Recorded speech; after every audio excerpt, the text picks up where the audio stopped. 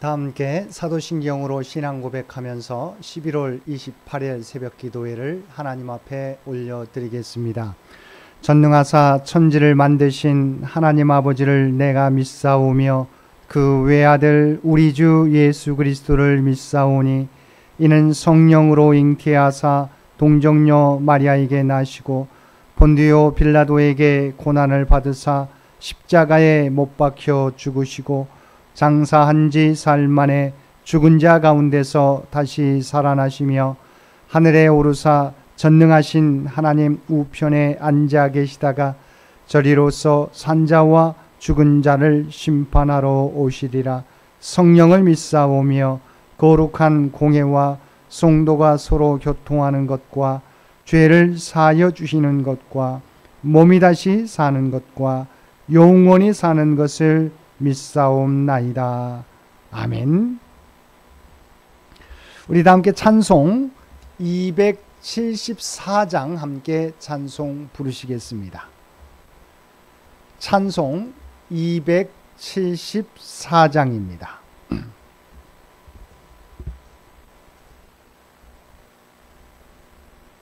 나 행한 것 죄뿐이니 주 예수께 비옵기는 나의 몸과 나의 마음을 깨끗하게 하옵소서.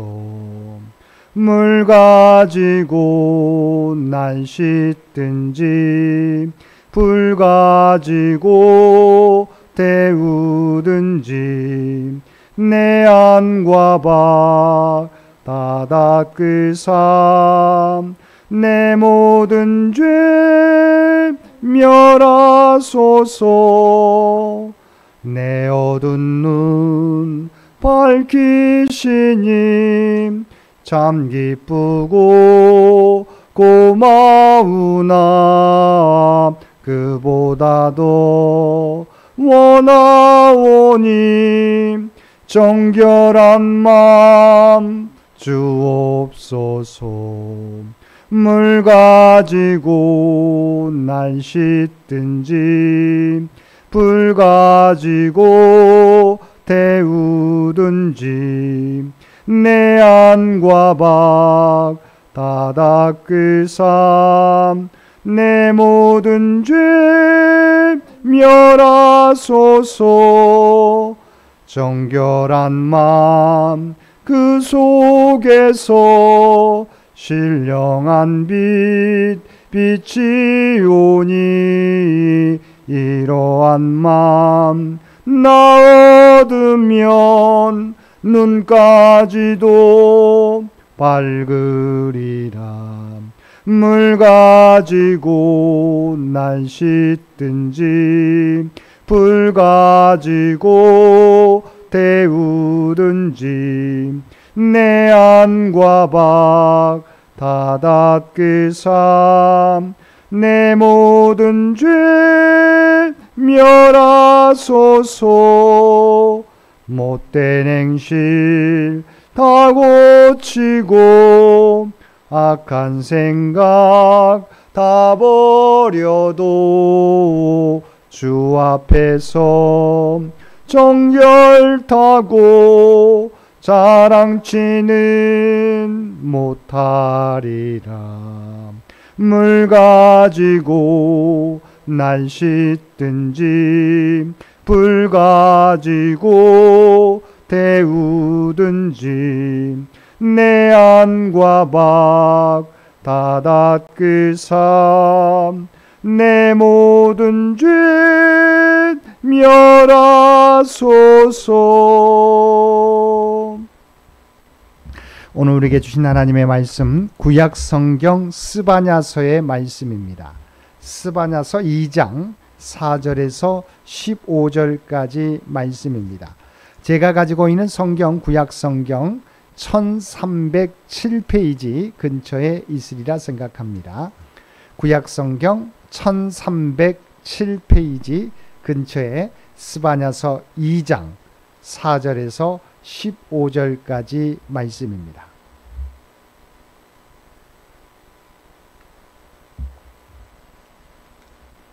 스바냐 2장 4절에서 15절까지 우리 주신 말씀 한 절씩 교독합니다. 가살은 버림을 당하며 아스글론은 폐허가 되며 아스돗은 드낫에 쫓겨나며 에그론은 뽑히리라.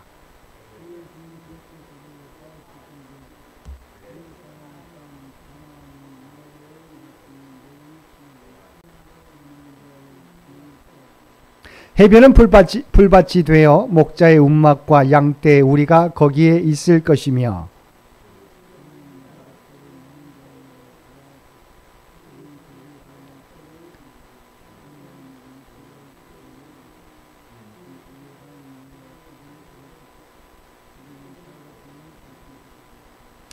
내가 모압의 비방과 암몬 자손이 조롱하는 말을 들었나니 그들이 내 백성을 비방하고 자기들의 경계에 대하여 교만하였느니라.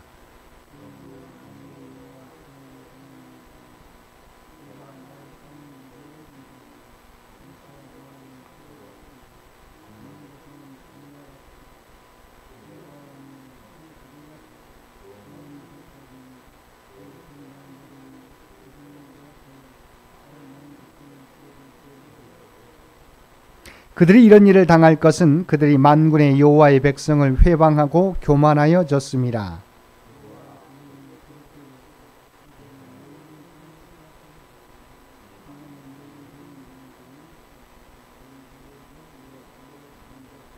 구스 사람들아 너희도 내 칼에 죽임을 당하리라.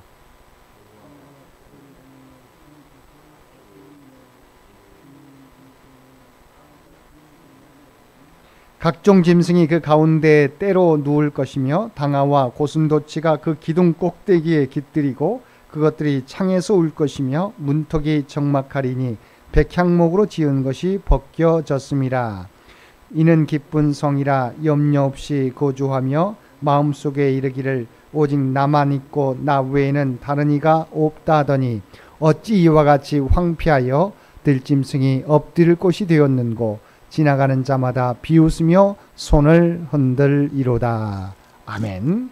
오늘도 새벽을 깨우고 말씀과 기도로 화요일 하루를 시작하는 우리 모든 성도들 가운데 하나님의 놀라운 은혜가 언제나 함께하여 주시기를 주님의 이름으로 간절히 축원드립니다. 오늘부터 목요일까지는 스바냐의 말씀을 가지고 함께 은혜를 나누겠습니다. 먼저 말씀을 전하기에 앞서 간단하게 스바냐서의 배경을 전해드리겠습니다. 스바냐서는 경건한 왕 히스기야의 현손으로 왕족이었던 스바냐가 유다의 영적 개혁을 주도했던 요시야 왕 때 하나님의 부르심을 받아 선지자의 사명을 감당하면서 기록한 소예언서입니다. 스바냐는 하나님이 숨기셨다 또는 하나님이 숨기신 사람이란 뜻입니다. 그의 성장기에 유다는 악한 왕 므낫세의 범죄와 타락으로 우상 숭배와 배교의 거센 물결에 휩싸여 있었습니다. 하지만 스바냐는 하나님의 보호와 은혜 아래 경건한 영성의 소유자로 성장해서 거룩한 선지자의 사명을 감당한 것입니다. 무엇보다 왕족 혈통으로 왕실 환경에서 자랐기 때문에 왕궁과 연결된 사람들, 즉 왕족, 제사장, 재판장과 지도자들, 상인과 권세자들의 부패, 배교, 타락을 상세히 알고 다룰 수 있었습니다. 이런 지식과 경험 위에 하나님의 말씀이 임하여 요시야 왕의 영적 개혁을 지지하며 선지자 사명을 수행할 수 있었습니다. 스바냐 선지자는 악한 자들에 대한 여호와의 준엄한 심판과 남은 자들의 구원을 선포했습니다. 스바냐서 1장에서는 유다에 대한 심판 예언이 나오고 이어지는 오늘 본문에서는 열방들에 대한 심판 예언이 나옵니다. 여기에서 블레셋, 모압, 암몬, 구스, 아수르 등 유다 주변의 5개국이 하나님의 심판 대상으로 나타납니다. 이들 5나라는 선민 이스라엘의 사면에 위치한 나라들로 모든 열방을 상징합니다. 이와 같이 하나님께서 열방에 대한 심판 예언을 주신 이유는 먼저 하나님의 주권이 선민 이스라엘뿐만 아니라 온 세상의 믿음을 보여주기 위함입니다. 또한 하나님께서 이방 나라까지도 심판하시는 예언을 주신 또 다른 이유는 하나님의 공의로운 성품에 근거합니다. 하나님께서는 악을 행하는 자는 선민이든 이방인이든 모두 심판을 피할 수 없음을 보여주기 위함입니다.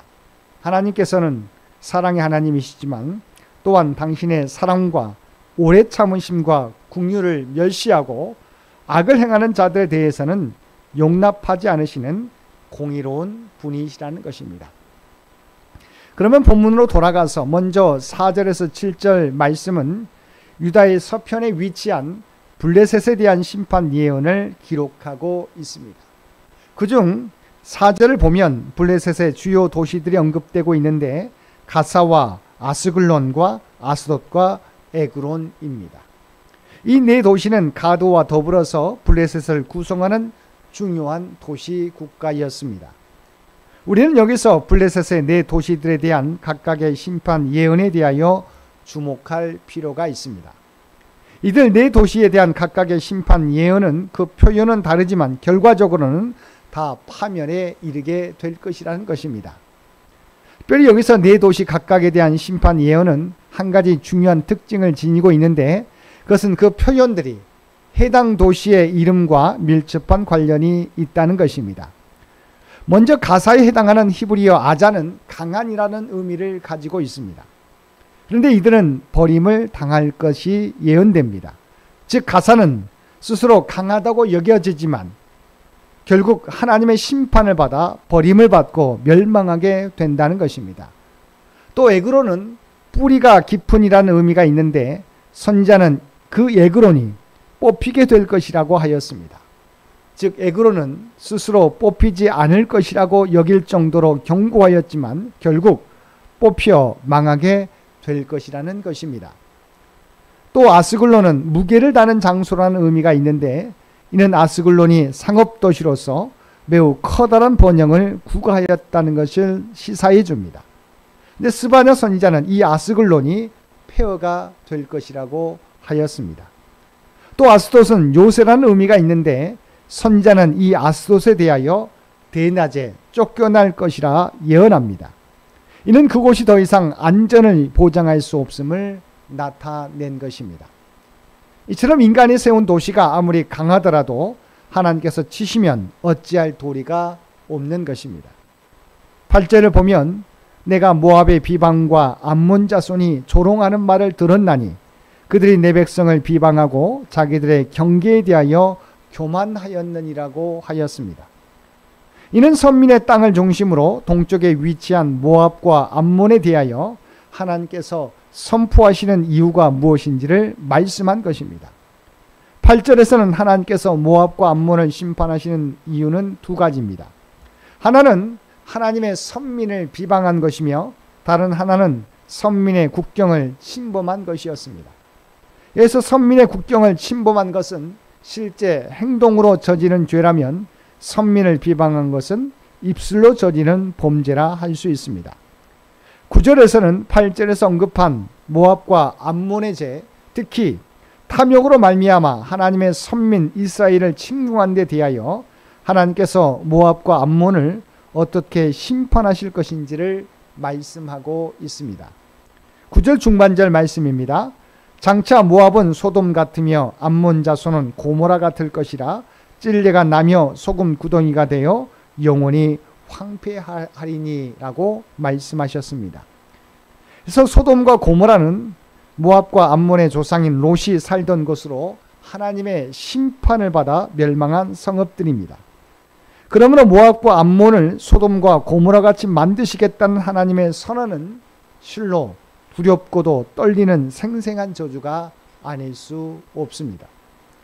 아브람과 롯의 관계만큼이나 가까워야 할 그들이 오히려 이스라엘을 대적하고 심히 타락하여 교만하였을 때 하나님의 심판을 받고 그들의 기업이 소금구덩이가 되어 영원히 황폐하게 된다는 것입니다. 12절은 남쪽의 선민 침략자인 구스에 대한 심판이 나옵니다. 내용은 그들도 내 칼에 죽임을 당하리라고 하는 것입니다.